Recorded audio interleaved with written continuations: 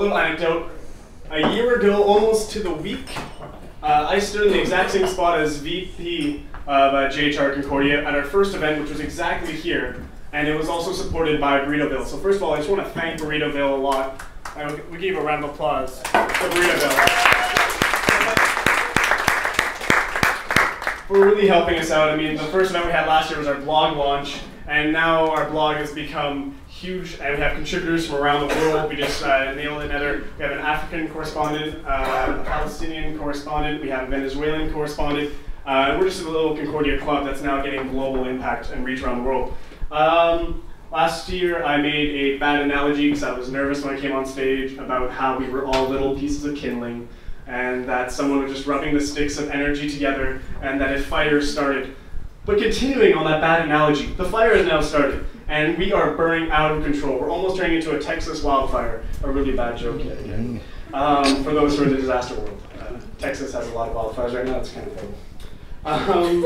We as a club at JHR are actually changing the face of Journalists for Human Rights, the international organization. Our club is just members who are very passionate about what they do, and because of this, everybody brings as much as they can, and with the path of least resistance, we all just give the energy we can and dedicate to JHR. And so far, we have literally written the book on radio training that's now been sent to Ghana. So all the people who are getting trained in Radio Ghana are actually using a manual written by jhrConCordia. We also are rewriting the social media book for JHR. So all the chapters around the world are now getting sent pretty much a biopsy of jhrConCordia and our social media. So please join us on Twitter, on our Facebook. I'm certain most of you already know this, so I'm preaching to the choir right now.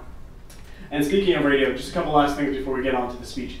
Radio, we now have 3 radio shows. We have one on Thursday mornings on CJLO, Represent Concordia, and then we have one on Friday mornings at 8 o'clock at CKUT. So if you're up early in the morning, please tune in to listen to the Rights Report and Rights Talk, our 2 shows.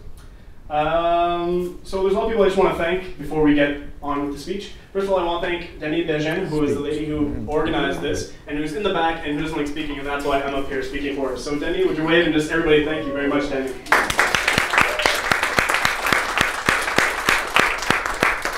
Also just want to thank all the coordinators, and we're a huge team at JHR, so I'm kind of going to go over it really quickly, but thank you to all the JHR coordinators, interns, executives that are all helping out and taking a lot of time out of their life just to help JHR, because we don't only do events like this where we try to spread rights awareness, we also we do Twitter workshops and workshops to make people learn how to use the media, but also we do a lot of journalism. We do first-hand journalism, so we do print journalism, web journalism, video journalism, radio journalism, all at the same time, all doing social events. So it takes a lot of people, and they're all here tonight, except for 2, actually except for 1 because he's sick. So we thank them very much. And thank you to UNICEF because they're collaborating with us tonight, and they're going to be showing up a little bit later. But thank you. I know there's some UNICEF people here right now, so thank you to UNICEF. UNICEF, you could raise your hand, and there you go. About the middle back crowd there. And now on to the main event, like if this was a fighting match. So we have Felix, who is a Concordia professor who teaches, let me get this exactly right, energy policy here at Concordia.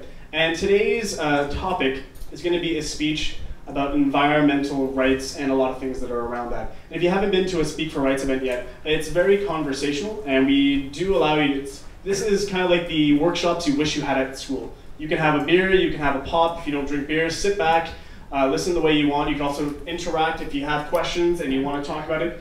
We do give it about a 30 to 45 minute speech, and also our speaker will probably be drinking at the same time. So by all means, the bar's open, guys. But we do ask that your questions and comments, try to keep them towards the end, because it's only about 30 minutes to 45 minute speech, so everybody can definitely pay attention to that time. And at the end, we do an open forum where everybody gets to speak their mind, ask questions, learn a little bit more, and just spread your knowledge. So without further ado, Felix, would you like to take the stage?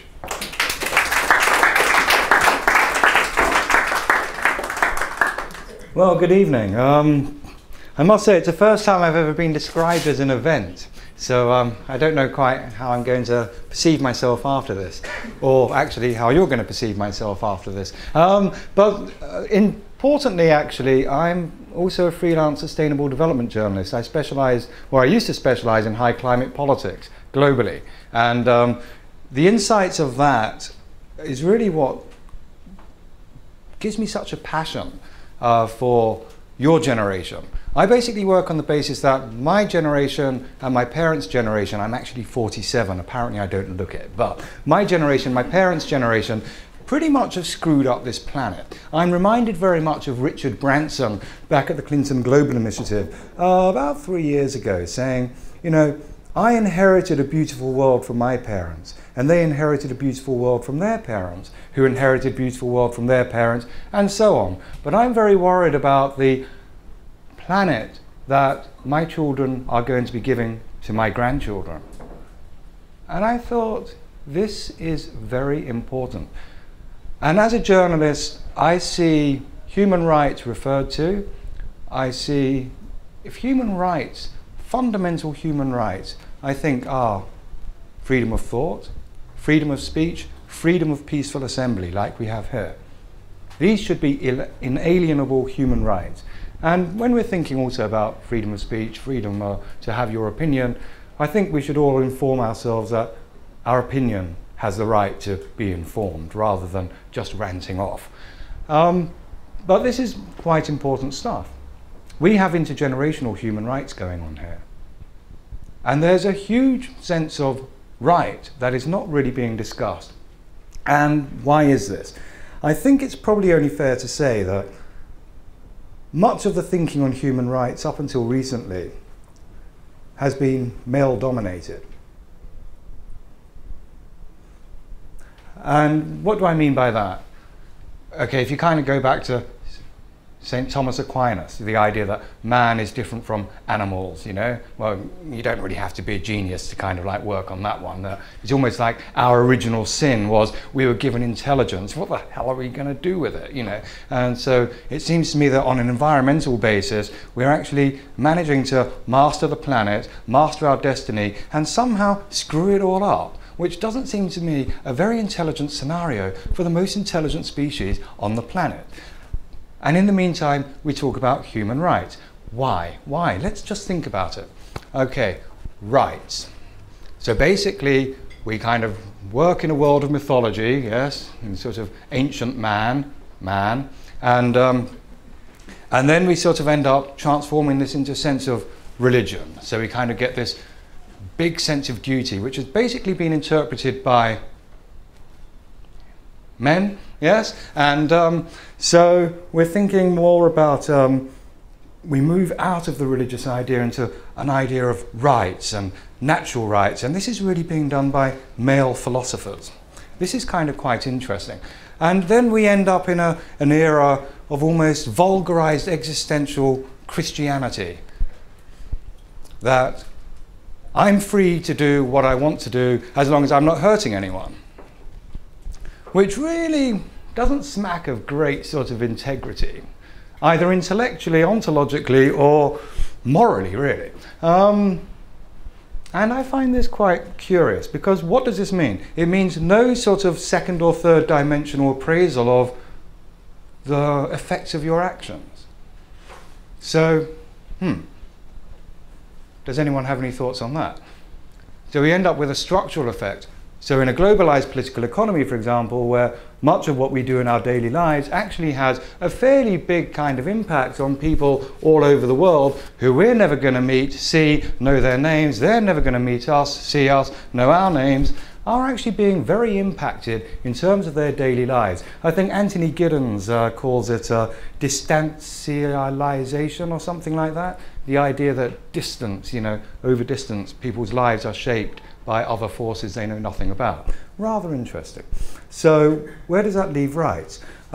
We move through a whole set of Enlightenment, rationalist philosophy. We end up with people like Immanuel Kant talking about universal human rights. Can we actually have universal human rights which are actually really derived from human existence? I think this is rather interesting.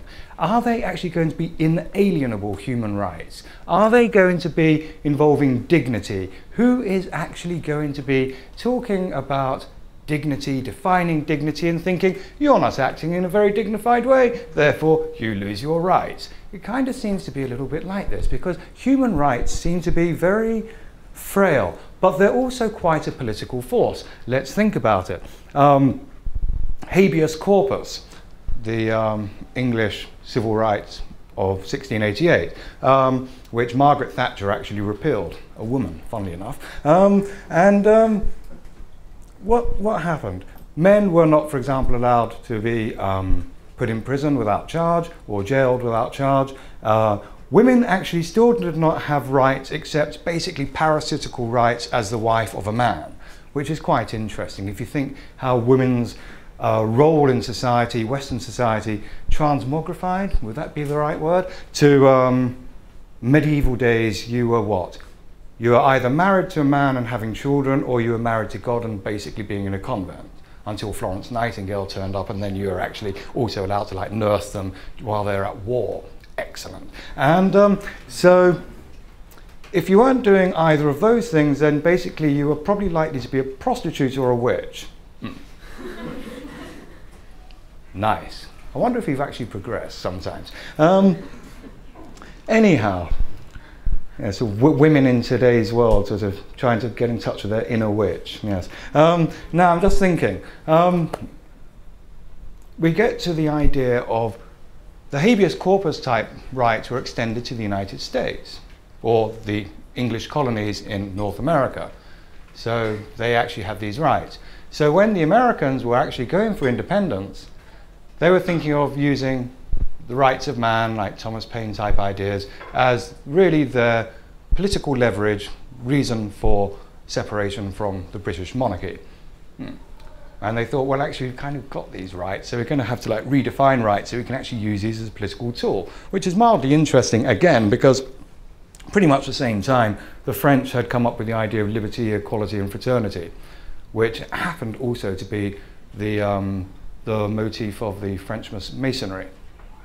And it's also quite interesting if you look at the conspiracy theorists on like the Americans, yes, you know, you kind of look at the greenback and you see the eye on top of a pyramid is meant to be a Masonic symbol. If you count the feathers on the wings of the eagle on the back of the on back of the dollar, then you start to think, oh, that refers to the amount of degrees in that particular kind of Masonic lodge. But I'll leave that to the conspiracy theorists, but it's just kind of fun to note that political mobilization of rights did happen. But where does that leave us now? As we move forward, we seem to have seen most human rights, I would have thought, violations on a very mass scale. We don't have to really talk about the Holocaust, which I do believe happened. I will disagree with Ahmadinejad. I've read an awful lot of the revisionist historians, and I find the evidence for refuting the Holocaust excessively tangential, and I don't know what their hidden message is. But we've, ever since the idea of never again, this will never happen again, we seem to have had Rwanda. And I've heard Bill Clinton, I've been in the room with him countless times, and he says, had I only taken an extra 10 minutes to listen, I could have saved the lives of maybe 250,000 to 500,000 Rwandans. And you're thinking, well, interesting. So what was he preoccupied about in that 10 minutes that he didn't? But subsequently, Madeleine Albright, when the United States and the West were actually coming up with the oil for food embargo on Iraq, how many Iraqi children under 5 years of age were dying? Quite a lot. And in an interview, Madeleine Albright says, well, we think the price is worth it. Inalienable human rights, and from a woman. I find that very worrying. But are these things really getting out? Because the other thing that seems to have happened is that during this time, in particularly the 20th century, we, for the international relations students amongst you, we've lived in a kind of a realist, near-realist time where we live in an anarchic world. Who's going to actually enforce anything like human rights? Who's going to enforce any kind of sense of like dignity, any sense of public good? This is quite an interesting idea. And you have to consider, I think, that we have to really start to think about duty in that respect. Because what's happened with the idea of the realist, near-realist world is that the military security issue has always been quite prevalent. And it's only been in the past couple of decades we've started to think about other things other than national military security. And human security got placed on the agenda. And it strikes me that human security, if you go back to the United Nations Development Programme, it's the idea of really much human dignity. You should be free from hunger, should be free from crime, free from repression, these types of issues. And this is very much part of the human security agenda, more so perhaps than the United Nations Declaration of Rights, which tends to actually kind of come from the same rationalist, enlightenment informed idea of rights. And since we've framed effectively political rights, we've started to develop the idea of socio-economic rights. I think the idea of human security is quite a useful one, but it seems to somehow have been subverted, because who is going to guarantee that human security? Originally, the idea of human security developed because a lot of states where human security was a big issue were not in a position to actually deliver on human security. So instead, what do we get? We get, more recently in the past few years, the idea of the right to protect. I'm sure you're all familiar with this.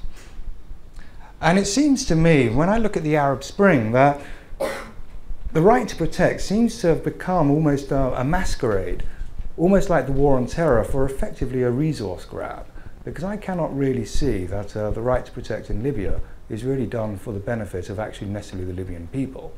But it depends who you want to listen on this. And I found it very interesting that I received from one NGO, and it's a shame I didn't bring it with me, the NATO guidelines for reporters on how they're supposed to report things, what actual terminology they're supposed to use. And you're thinking, let's go back to the ideas of freedom of speech, freedom of thought. It's kind of not really happening in these NATO guidelines. And if you're a journalist and you're not abiding by these guidelines, you basically get kept out of the media loop. So what are people in the Western world actually gathering about what's really happening, for example, in Libya, is, I'll leave that for you to ask yourselves. Now, I'll just have a quick swig on my beer, if that's okay. I might not be able to do this in Libya. We've also had in 1993 the Vienna Declaration on the idea of right to develop, which actually comes up with quite a lot of interesting rights again. And it really puts the level of action on states. Now the problem is, as I say with human security, the right to develop, where is development really going to be taking place? Probably mostly in the developing world. Are these states actually in a position to actually do the development? Probably not. If you go back to the Copenhagen Accord, where Hillary Clinton says, look, we, the United States, we're going to basically give African countries lots of money by 2020, but only if they agree to like transparency.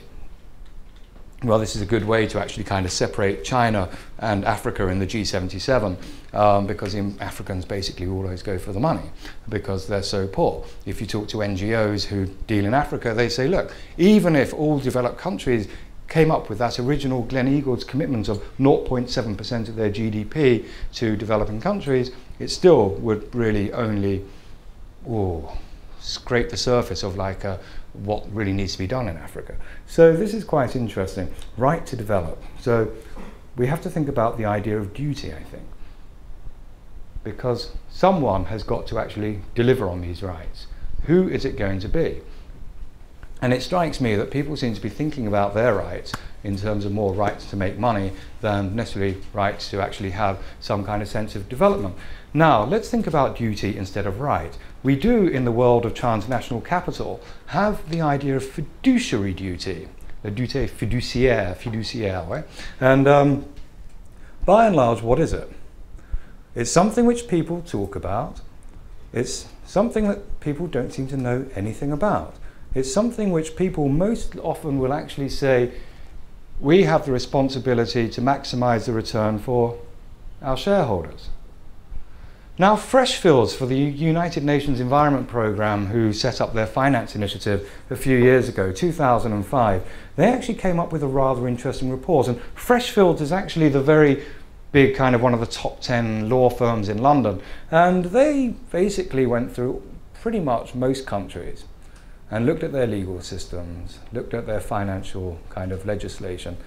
And basically, there wasn't anyone which actually said that your fiduciary duty, that your legal responsibility to your shareholders was actually to maximize their return on investment. In fact, there were quite several economic, social, governance and environmental issues that had to actually be taken account of. And I'm thinking, where do we really see these in reality?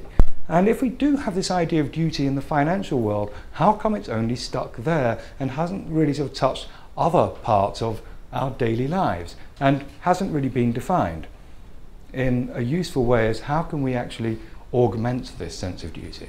For example, people talk about having a Tobin tax, yes, to actually get more money out to developing countries. And most Western countries, like Jim Flaherty says, no, we don't need a Tobin tax, thank you. You know, it's another tax, and a tax is a tax. And you're thinking, well, then how are you going to live up to your commitments to things like the Copenhagen Accord to actually get any money out to Africa? And where are you going to raise this from? I find it rather interesting. But I think the other useful thing about talking duty as opposed to rights, the Dalai Lama, no, actually I'll go back. Gro Harlem Brundtland, the author of the Brundtland Report, she was in Montreal a few years ago at a dinner, and she said, look, talking about climate change, there is no reason why developed countries cannot be carbon neutral by 2050. And she's quite right, there is no reason.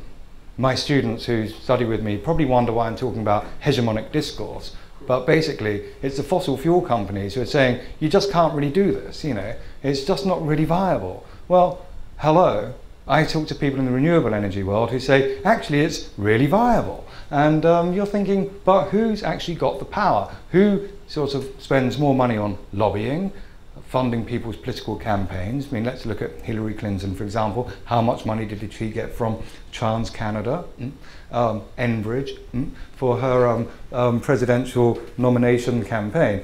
Quite a lot, actually.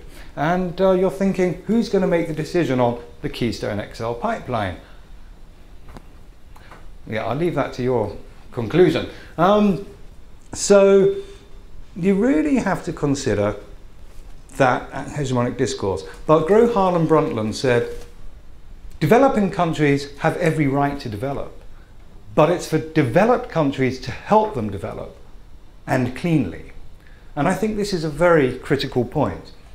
And why aren't we actually really in the race to do this? Because there's actually, if you think about it in marketing terms, there's a huge market to develop, to the developing countries. Paul Martin actually put this very succinctly a couple of months ago in the New School of Athens, which is held here in Montreal.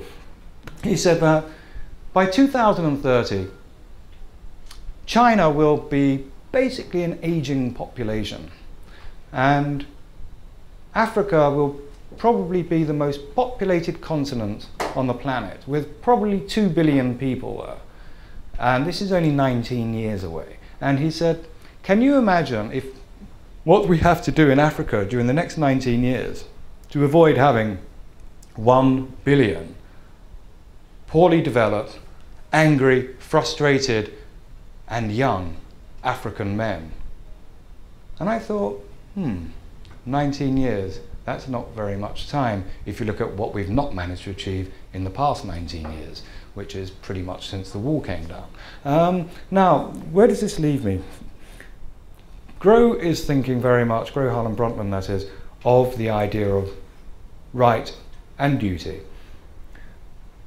And when the Dalai Lama was here in September, he was really keen on promoting one particular principle, the idea of mothering.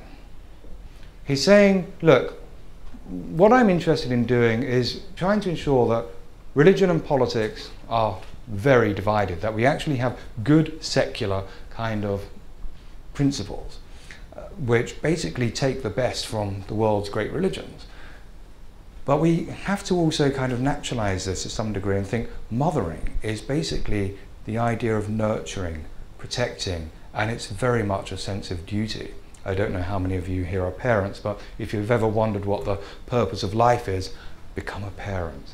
Because then people, when they say to you, no, look, the worst thing that can happen to you is you can die. And you say, oh, no, the worst thing that can happen to me is something bad happens to one of my children. Now, that actually flips things quite nicely on the head. And I think the Dalai Lama was quite right to actually introduce this as a concept. But where do we actually go from there? Because, as I say, we've had the idea of political rights, we've had the idea of socio-economic rights, we can talk about right to protect and how that can be masqueraded for a different political motive. We can talk about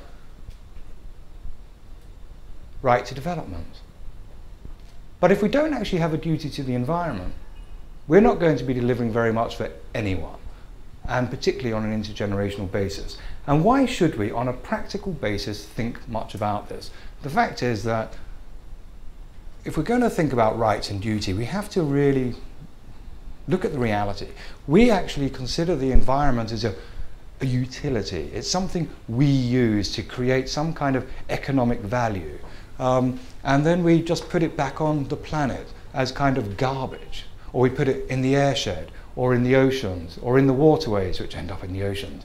And this is not really very good, because the environmental destruction globally is really vast. And if there's anyone amongst you who's actually a climate change denier, or you know climate change deniers, I do have a little bit of sympathy for you, because there is an awful lot of like natural forcing of like greenhouse gas emissions coming from the earth.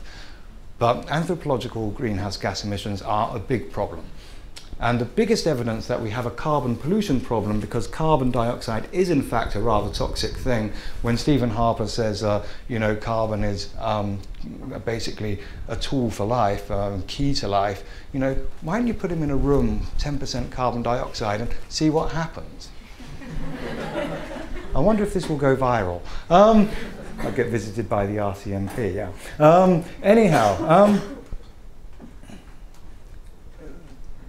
The acidification of the oceans and also freshwater is a very serious problem, and most serious marine scientists are very concerned about it. And from a life perspective, we actually have to consider that actually what happens in the oceans is probably more important than what happens on Earth, because if the oceans perish, then basically we all go tits up. So we have to really think about the environment, our duty to the environment. And do we actually also, in thinking about our use of the environment as utilitarian, do we actually use each other in a utilitarian way? That if we're going to start thinking about rights and duty, how do we actually make that transformation? That I don't see you as something which is a useful tool for me, my existence, that I actually kind of puts you on the same footing as me. You put me and each other on the same footing as yourselves. And I think that's probably a good place to leave it. Thank you.